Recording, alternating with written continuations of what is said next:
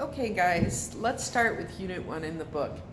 Unit 1 of the book is basically, it goes over the introduction of what this class is. It's basically, this class is to teach you the knowledge, give you the knowledge and skills for you to take care of people living in long-term care facilities. Now, one thing I need you to really know about is the prohibited offenses. Now, KDADS, the governing body of, the state of Kansas, put forth a list of prohibited offenses that state if you've had certain kinds of felonies that you're unable to be employed as a CNA for a certain amount of years. You'll notice there's a list on your class. You can open that PDF up and it'll show you how many years for each offense. Now, that's not saying you can't take CNA class, right? See, you can still take the class and you can still get state certified. You can take your state test. What that's saying is you may be prohibited. They'll put prohibited actually in red letters over your state certification so that employers know that you do have a prohibited offense. Most facilities will run background checks before you're allowed to be hired. But that being said, guys, we all make mistakes. I already told you, I'm good at that.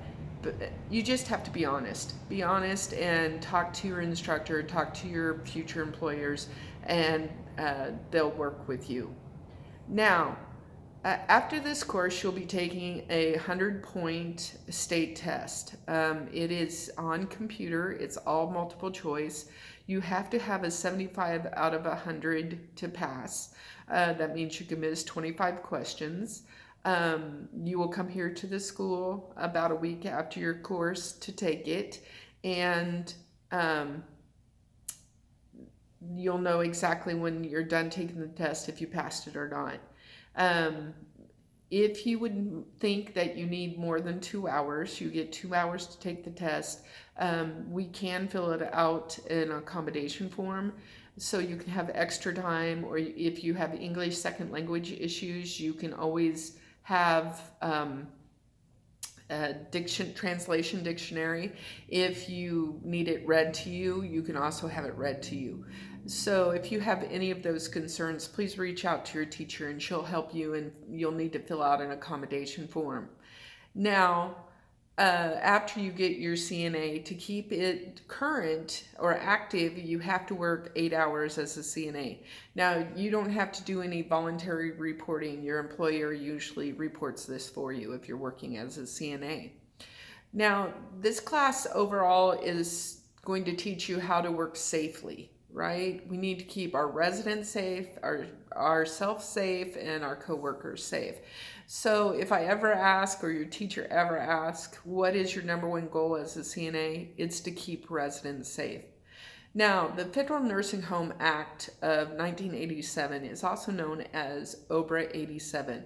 This established minimum standards of care to improve the quality and life of people living in long-term care facilities. What happened is the government came into facilities and found out people were getting substandard care and being charged a lot of money and not being taken care of.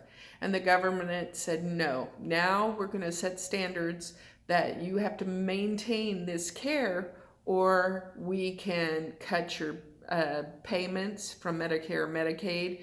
We can give you fines. We can cause you to close or prevent you from getting new residents.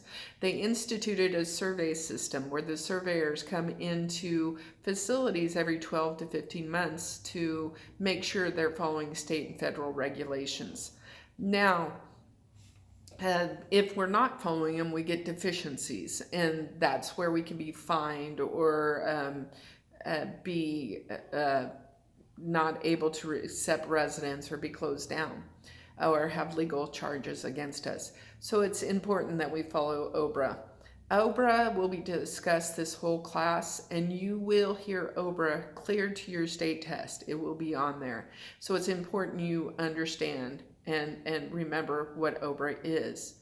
Now, OBRA also put forth that we have to train our staff now. We have to have a basic 75 hours. In the state of Kansas, however, this is a 90-hour course. We already talked about that, how 45 hours didactic, 45 hours of clinicals and skills. So we in the state of Kansas go above.